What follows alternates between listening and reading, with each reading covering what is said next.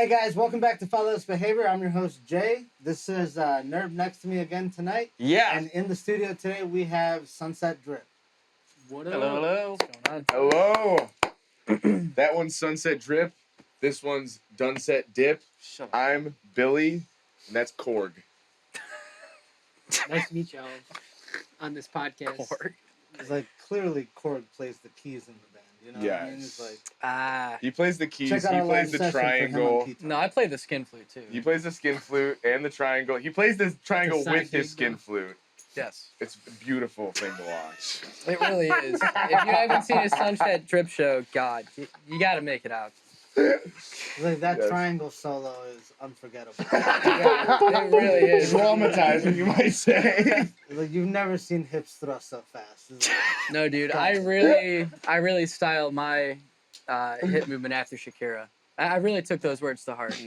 Those are you hips sponsored don't by fucking Wyclef lie. Jean yet, or like has he not Who? co-signed you? Wyclef, he didn't co-sign you yet. I don't know who the fuck that is. He's the feature on that song. Oh, Is he? is it? Yeah, Did we you were know trying who to that get was? some of that I don't know. improv shit. Check it out. We failed that fucking shit. No, we're super stoked to have these guys. We first saw them over at Burlington Bar, opening for our homies here at Owlcat, the Tracys. That was actually a fucking killer show. You were wearing a fur coat, Johnny. That's insane. I run cold. I can. There's a commercial I saw when I was a child of like this dude who was like, Yeah. this guy never takes off his two coats, and I was like, I always remember that because like in the like commercial, it's made out to be that this guy is like just doing it to be cool and he's dripping with sweat and yada yada. But like I could do that like no problem. I'm freezing all the time. What was the commercial for? Nike. I think it was like shoes or something, some kind of fashion statement where it was like, no, it was deodorant. So it was like he's dripping with sweat, but he still smells good. Was it Degree or Axe? It was definitely Axe. It had to have been Axe or I don't think it was Old Spice. I Old forgot Spice about has had them. some pretty like weird commercials. Dude, I am a proud user of the Captain Old Spice deodorant. I thought you were gonna say Morgan. It's Yeah. like I just splashed that Oh, shit under. And like, I smell like it no. all day anyway. No, I was like, I don't. No, I use no. Fiji. I use the Captain. I use the Fiji. Use- no. So my friends, they're in a band in Vietnam called Seven Uppercuts. They got sponsored by Axe, and so they filmed a whole music video, where basically the gist of the music video is, the drummer steals the girl from the bass player. All because he smells good because he's got that Axe body spray. And I was Yeah, I like, saw what a that. That is- fantastic I saw promo. that is The awesome. uppercuts they're called? Yeah, Seven Uppercuts. Yeah, they're Africa. Vietnamese like It's a pop dope punk name. band. I Yeah, think. Yeah. it's super solid. Pop Yeah. punk in Vietnam. Dude, it's a whole Interesting. thing. It's the best shit Dude, ever. I know I'm some in the like middle. there's a Blink-182 cover band out of Vietnam. Is it really? Yeah, That's they're awesome. not Really? good. What are they Oh, called? damn. I don't know. I can't say what I think. I was right for something. Yeah. So let's actually introduce the band. So on bass today we had I'm John. I play bass in the bands. Yeah. What band, John? Sunset Drip Oh, nice. Big fan. Yeah. I'm Nick. I play drums. and Triangle. Yes, with the skin flute. But the skins, Yeah. you can't forget the skins. No. I'm Johnny. I play the guitar, I sing, and I songwrite. Sometimes I play the theremin and the Awesome. keys. I'm Julian. I also play guitar, sing, and songwrite. I've not played the keys for a song yet, but I'll get there. He writes songs on keys though, so they're coming. Do you really? You write on keyboard first? No. If I ever write a song on piano, it's a piano song. Okay. Some people are amazing at writing a song on an acoustic guitar and translating it to something heavier or even the piano. I think whatever- I think what you're asking though, yes, we both write songs on the piano as well. First. That's where you guys No. start? They Like, start on guitar. We start on Okay. guitar. Yeah. Okay, that's what I was No. asking. So guitar, they're two completely separate places. Yeah. We both have this philosophy of there's many different ways to create music, and one of them, one of them's with the guitar, one of them's with the piano. Some of them's Michael Jackson apparently created Billie Jean in his car by being boom boom boom boom boom boom boom boom boom. and he was just singing it to himself. That's another way to write a song. That's how I do it. I do the Peter Griffin like, but like, like I'll literally into my phone go, and I don't know why that helps me distinguish like tonality changes. But I've heard that like Paul McCartney will write on the piano first, and then just start like naming breakfast items or whatever time I've of heard day that. he's in. He'll Yeah. just start naming food he's thinking of, like while melodically singing it to place hold actual lyrics. But like he writes primarily piano first and then adds shit. I think.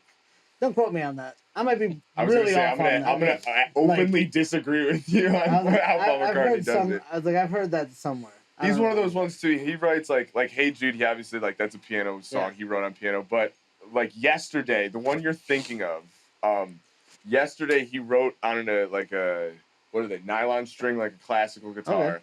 And then it was originally, like Yesterday, it was scrambled eggs.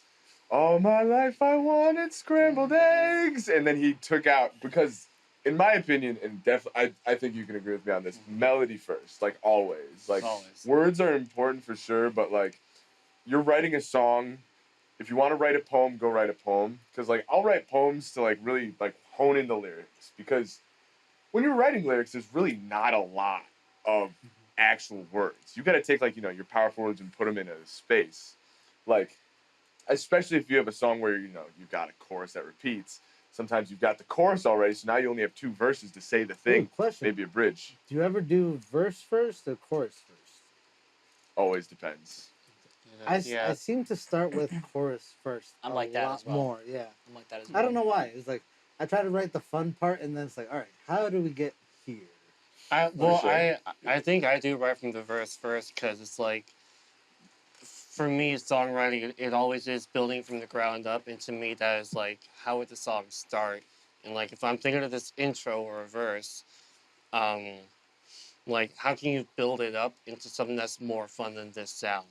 And I guess it's the reverse thing for if you do a chorus verse, you have your fun, your hype section, and you're like, all right, how do I bring this back down so people can get ready for this part to come again? But I think writing a verse for me first kind of like already sets another structure for you. You can get the verse 1, now you know the melody of it, so now you can do that for verse 2. Yeah, we totally went a different conversation, but yeah. Well, For me, it always flip-flops. Really? Like, for me, I always think about it in terms of A, B, section A, section B, section C, perhaps a section D, intro, outro. But if I have a thing, like if I have a melody in my head or something, I'm always building around it. And like whatever comes around it, once the things get established, like, yeah. You ever try to piece together a song out of shit you recorded individually, and you're like, let's move these around like puzzle pieces? I think that happens accidentally. I've never done it on purpose, but like I've definitely written like a riff or a line, and I'm like, oh, there's that one lyric I had or that one riff to like, I can go there. Well, there's some songs where like I'll write the chord progression first, and then I will start doing like just a bunch of different like riff takes, all different styles. And then depending on how some sound with each other, I'll be like, oh, what if I octave that down, and then that might become a bass line. You know what I mean? It's like if it's a simple enough riff, but like I like it too much to cut out, I might just make that into a bass line. It's like drop that shit down. Definitely. If it sounds good, It's interesting. try it again with the bass. But Definitely. yeah, I'm always super fascinated by how people write music. Because I think if I write from a song from the beginning, I actually like to start with the drums. Because I do like when drums set a tone. Yeah. Like the first thing that a drum does, I think really like engages your ear. Definitely. I don't know. How do you guys feel about that? I do makes a agree. lot of It tells you how energized you need to be for this. Yeah. Yeah. Right? When I'm writing a song, I hear the whole thing in my head for sure. Like whether it comes like, it happens all sorts of different ways. Whether it's like, because I like all the band, like I play bass, I play guitar, I play drums and like keys. So like I always know the So you perspective don't need, of like. you don't need these No, guys no, to no. go That's not what I'm saying at all. This guy. That's the thing too. Is like I feel like because of that, I have the understanding of like I've got the cream of the crop. We've got the cream of the crop in this rhythm section right here. Yeah. Not to mention that like Julian and I just clicked as like songwriters. Who writes predominantly the songs? Is it you two? Yeah, it's Both us of too. us. Okay. Yeah, and we both we have a couple songs that are gonna be coming into our repertoire that we've written together. But it is kind of that thing of this happens with any songwriter. You're doing your own painting thing, but I think we've elevated each other's songs certainly too. Like I come in with like this is my song, but free reins because I know this guy's a killer drummer, this guy's a killer bass player, and then this guy's a killer guitar player as well as songwriter. So when I'm the songwriter, he takes on the role, guitar player. We're both taking on the role of guitar player, obviously, but singer, we both have these things to contribute, and everybody's elevating these songs to the next level to the point where, it comes in that the person wrote this song, but, we're hypothetically as the band, and we do have a thought of like, we have like a leader per song. Like even John has one song right now that he wrote, and it's like, at the end of the day, people give like their thoughts and their contributions, but John's the composer. So he's the composer, he's the arranger, so on and so forth. People have their positions. Does he have like executive decision on that where he can be like, yeah, That's what he's saying. change the drum. I don't like it, Nick. It's his song. All if right, he has a vision for it. I actually like that. That's actually a different version of like band democracy. Because it's always like a thing, you know what I mean? It's like, do you guys do popular vote? Like, how do things go? But I actually like that you respect the, like, originator of the concept. You're like, no. Final say has to go to them because it's their vision. Yeah, these That's actually guys, super commendable. they bring a song to like me and Nick per se, right? And they're like, hey, like, we want to try this kind of thing out, and me and Nick will kind of like write a drum part or bass part for it, and then like if Johnny doesn't like it, he's like, that's not what I'm looking for, right? So kind of like switch it up, make it sound a little more like this, right? Right. And then we kind of do that. So it's like we write the parts, quote unquote, for the song, but if like the person who wrote the song doesn't like it, I mean, there's even been we'll change it up. songs like Johnny and Julian have both come in with like where they've like, made demos and they write drum parts like through like a MIDI or whatever. And like one song that we have, "Come For Me," Johnny wrote the drums on that. I just kind of had to, he wrote the drums for it, and I was like, it's a very, what would you consider like a very 80s, like. 80s like synth wave, Yeah. synth pop. It's one of my favorite songs that like. But then he still took it to the next level where I was like, oh, I want this. And then during the bridge, I had the demo up to the bridge. And it's like, from here, fellas, like, what do we think should happen? And exactly. So there's always like taking every avenue. I hate those walls that you hit where you're like, you write everything up to a certain point. Like, you got guitar licks, you got chords, you got lyrics. And then you hit a wall somewhere in the song, and you're like, I have 1 minute of fucking song right now. Yeah. Always. It's so solid, but where the fuck does it go? That's exactly how It's always the bridge or the second verse to me. I've had one song for 2 years where I only have up to the bridge. I have no idea where I'm Well, like, that, in my opinion, is where you pivot. Because, like, it's the thought, right, of, like, this is my song, this is my song, this is my song. Like, you take it, you get the ego. For me, at least, you get the ego. But then once I hit that wall's reassuring to me because it's like, now it's like, oh, I want the drums to be like this. Maybe I want the bass to be like this. Maybe I want the, the keyboards XYZ to be like this because this is, if you're writing an 80s synth pop and he comes in with like a blast beat, it's like, what are you doing on this 80s synth pop song, So like, for one, ride and snare only. That's what it is, and like. He mentioned something to me that he pointed out, like, now that I can't unhear a lot of like 80s synthwave music. It's all drum machine, but there's so much double bass in it. Like, and you never really noticed it until you pointed out. He's like, it would just be like bass drums, like just stuff like that, like just simple drum patterns, and it's like, that's double bass when you're like that little transition. warm up you hit on the double bass right before the live session was sick. Oh, like when you're just like, let me see if these work. No, Ripping up dude, the the engine. fucking Sweet. the rebound on that head was. he gets people like in venues that we play, like local venues. Usually there's like a second area, like there's the stage and then there's like the bar or whatever where people go. whenever Nick starts getting the yeah. and then he'll bust into like a jazz thing as well, and like then John joins him in, and these two are warming up. Julian and I are still getting. Usually, once we're set up, it's like playtime, but they're set up a lot before us, and so like people come in and they're like, "Oh, Yeah, you We'll guys be have- playing, we'll be Holy playing shit. jazz. We'll like play like the beginning of Numa from Tool. Yeah. I was actually gonna say, so today we had them in studio performing Ministry of Truth, and you guys did great, but the whole time I was getting very Disturbed vibes and Tool vibes. Like, it's a very like cool song, and I was like, somebody has to do it. Somebody has to do the ooh, I'm like, somebody gotta do it. Like, it would have been sweet. Like, it's a really cool song. Like, your drums on it, fantastic. Like, they are very driving. They really set a tone. But That that was- lick, the bum banana, bum banana, So like, catchy. yeah, That was the first song, it's like, really catchy. as a band, like, we really worked on. So Julian and I, yeah, we've known each other, like, as long as, like, I can remember. This is our third band together. We started our first band together when I was, like, in 5th grade. And we had a battle of the bands, like, for our first band called Apollo. Was our first band.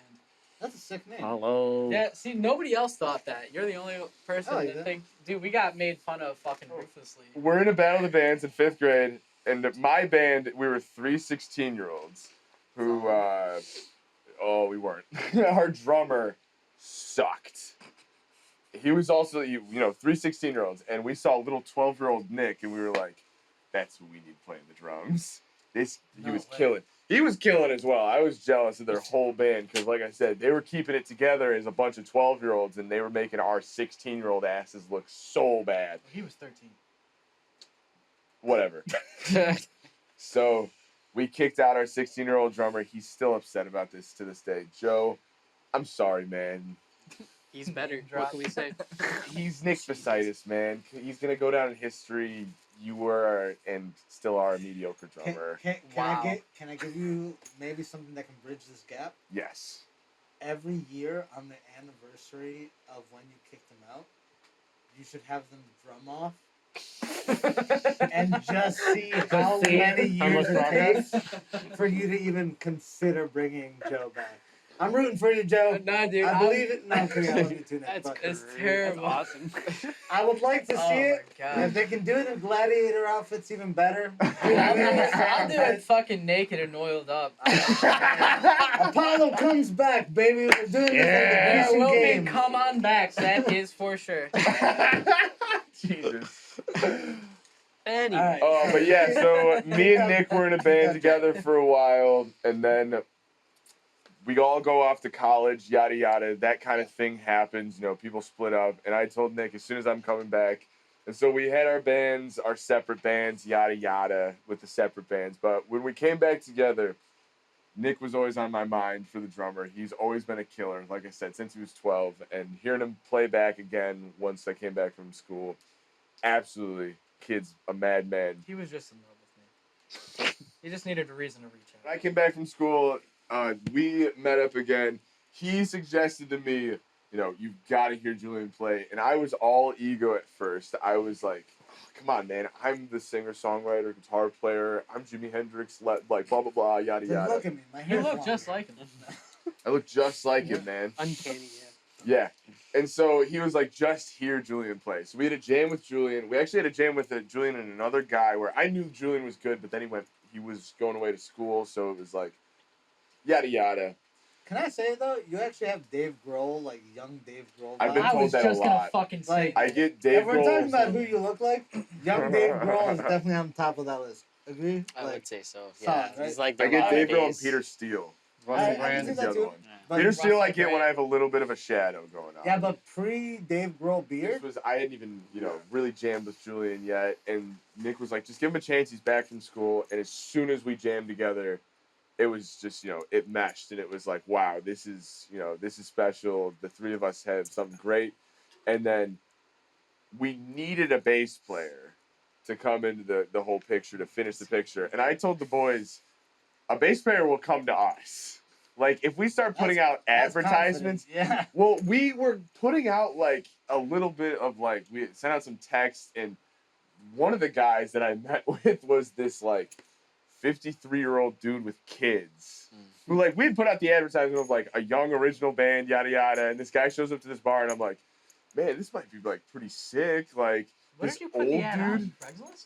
No, like, band websites, you know, like, I don't know any of the Bandmates. specific... I something like I that. remember you telling me this story now. Yeah, so I Being went like, to the dude- bar, met up with this guy, and it was a straight-up dude who's, like, telling me, like, well, you know, I got a wife and kids. So he was probably in his 40s, 50s, so, but he was like, And that's how you they know, were I got me. a wife. But yeah, I said, You were the son. I was the 53-year-old man with a wife and kids. That's The me. He light just on that aged just just went like out. Benjamin Button. It's, Yeah. it's gone back. Yes. Next year he'll be 17. Fine. Them Yeah. two were switching off on the bass guitar, and I was like, that's Yeah. kind of weird. Never seen that before, you know? So I was like, I went up to him. I was like, you guys need a bass player? Like, I play bass. And they're like, yeah, we'll try you out, you know? And I was like, okay. And then tell him about the phone call. the phone call. Yeah, so they did a tryout with me and like a couple other bass players or something, right? Just one other. I guess it was just one other bass player, and as soon When it as was he once left, it was you and it was like once we had gotten to you, it was just you and Now, one other guy. are we sure the first bass player wasn't just John and like a disguise? Yeah. Purposely playing shitty to be like. no, Sounds John like was our bass first guy. tryout. John was our first tryout. Nick calls me and he goes, "Yeah, man, sorry to say, but you didn't make the bands. We're going a different route." And I'm like, "Oh shit, all right, man. Like, it was fun playing with you guys. Blah blah blah." And he goes, "Oh, I'm just fucking with you."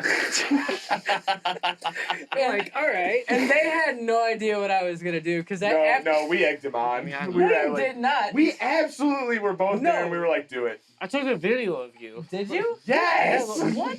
I'm glad you guys enjoyed your experience. Thank you so much, Johnny, for Oh, it was co-signing. great. us. You guys Wow. are Thank you. gentlemen and scholars, like I said. This was a great time. Appreciate you guys. And thank you for the loved happy being ending. here. Got you all the time, bro. Got you. I know a skin flute professional like yourself knows what it means to play a good flute. I do. Uh, I do. I'm about to strip. We put some sexy What? music right here. Tubo, tubo, yeah, tubo, tubo. No. I had to. That's the only stripper song I know, and it's in Spanish. I heard you go in Spanish. I had to go for that Latin. It's That's like- in every fucking like South I American don't pop got the song congas, ever. but they're here in spirit. That was beautiful. Ministry of Truth Thank you. is a Professionalism. piece I wrote. I wanted to do something like automation, King Gizzard and the Lizard, like I said. And I had this riff. I had no idea what I was going to do with it. And so the first time, like, me and Nick were jamming together as a duo, I brought that to him, and I said, like, I told him what my thought was. I got some, like, automation with King Gizzard. I want to have to this vibe. He laid down his Nick Vasitis drums. Yeah! And immediately it was like the magic is happening, you know? And so I had a little bit of this, and it's actually funny. I've actually written an entire second song off of, like, well, not even written, but, like, we had a jam essentially that day where I recorded the whole thing. And the first, like, 20 minutes of the jam, I'm doing Ministry of Truth, essentially stuff. And then the second 20 minutes, it's like, or it might be, I think the whole thing's 20 minutes, the first 10 minutes and the next 10 minutes. But the next 10 minutes of it was just a completely different song, but it was some, like, an offshoot of Ministry. But, So is the B-side. yeah, essentially Yeah. a type of that thing. But I haven't done anything with it yet. But it's coming. But then, Check it out. We're going to have that exclusive live session of Ministry of Lies, I guess? Whatever We that have the B-side Ministry of Peace. There That's will not- be a no. trilogy. We do have There's a B-side different is. one. Oh, already. dude, that'd be cool Uh, if you did it like Dante's Inferno, Paradise, and what's the other one? well, so it comes from 1984. Well, the Ministry book of from Truth, George Orwell. yeah. Oh, no shit. Ministries of Truth are like a very real thing. And like the United States has a Ministry of Truth right now. Yeah. That just got established after we wrote the song. That sounds like some Harry Potter shit, not gonna lie. It's definitely sounds like The something out Ministry fiction, of but- Magic. yeah. Right? Is like the Ministry of Truth, we hide secrets from humans, whatever. Like, it seems Yeah. horrible. Well, yeah, that like the Ministry of Magic, like Nick just said, it's very real things that It's magic. throughout history, throughout the 20th century specifically. But in George Orwell's book, he specifically references in Oceana, I believe, is the place it takes place. There's a ministry of truth, a ministry of peace, and a ministry of love. And the ministry of peace is, the military industrial, they're the war machine. The ministry of truth are in charge of fitting the narrative into So like propaganda and stuff. Yes, they're the propaganda machine. And then the ministry of love is preaching abstinence. And so The big A. the big A. Ye old ATM card. Yeah. And so Ministry of Truth is about, it's from the perspective of, and that's, go listen to yourself, no spoilers. But the narrator is, the character in Ministry of Truth. He's telling you, trust me. Trust everything I have to say. I've seen everything. You don't need to worry. Yeah. I've seen everything. So, everything I've seen is nice and peachy, and I'm here to report to you everything's cool. I'm the cameras in your street. I've got to look out on things.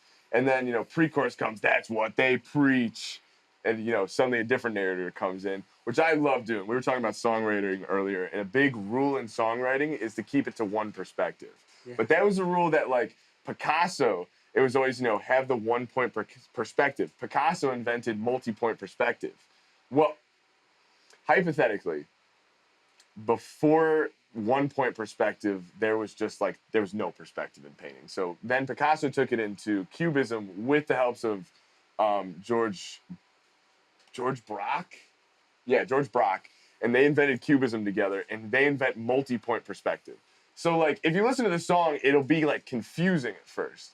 Because it's that's what they... But hopefully I gave the listener, that's what they preach. Oh, okay, now we're listening to, you think the whole time the narrator's been this and this, but it's actually, they're on my side. They're telling me that's what they preach. And so we go through the song thinking the narrator's on our side. But then, you start slipping in more messages. It's I thought I could trust the narrator. And by the end, there's a reveal. I'm the ministry.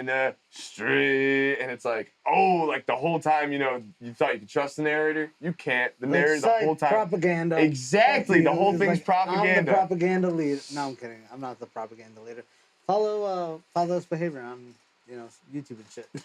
Definitely not propaganda. We're doing some Lord's work. I don't know which one. But we're doing Allah's work we're right doing now. something. So that's an awesome back history to Ministry of Truth. What's coming up for Sunset Drip? When can we actually expect the rest of this trilogy you're speaking of? Ministry of Peace coming soon. Ministry of Love has had some brainstorming sessions. Are you trying to be abstinent in the writing process, or are you a faker? Yeah, none of us have ever are had you sex. are you not gonna live your art, or what? No, we're all virgins actually in this band. We've never chastity while you write. I couldn't tell you what 100%. Yes, we have never even looked at a woman. Lock it up. What is that? So, I am a. What is a woman? What are you talking about? Gay sex doesn't count as sex, right? So we're good. Yes. No, okay, no, can I? What is no, it? listen. For Jesus? Fuck me in the ass because I love Jesus. Yes. No, listen to this shit. Right? Listen to Jesus this is shit. my friend. No, I'm not even fucking with you. Listen to this shit. So I go to a Catholic college, right? I'm at Saint Xavier. These boys need to. Let's get back on track. You can tell the story. This is so funny. It's not gonna be usable though. This one's not landing. No, in the reel. this is funny. This better land in the real. I didn't. All right. You heard this first. He wants this in the cut. He wants this in. I know. May I, while he tells the story, Hold on. Say his name again into the camera because you dropped his last name earlier. So just give his full legal name and social security into the camera so they can find him. 337. No good. All right. No, Go ahead, so Nick. the college that I go to, it's a Catholic college, and there's a lot of people there that are still virgins. I'm not judging. I respect that, but there's this mentality there that, vaginal sex is really the true losing of the virginity. So I do know this couple there that is so Catholic that want to have sex but really want to wait until marriage. So instead of I'm gonna hold you right there. Are we talking about the poop hole loophole? We right are now? talking about the poop hole loophole right Jesus now. Christ. They only do anal to combat vaginal sex. To be fair, Combat. like, it is a bit of a sacrifice if we're being real honest. You know what I mean? It's like We're sending it to Contra.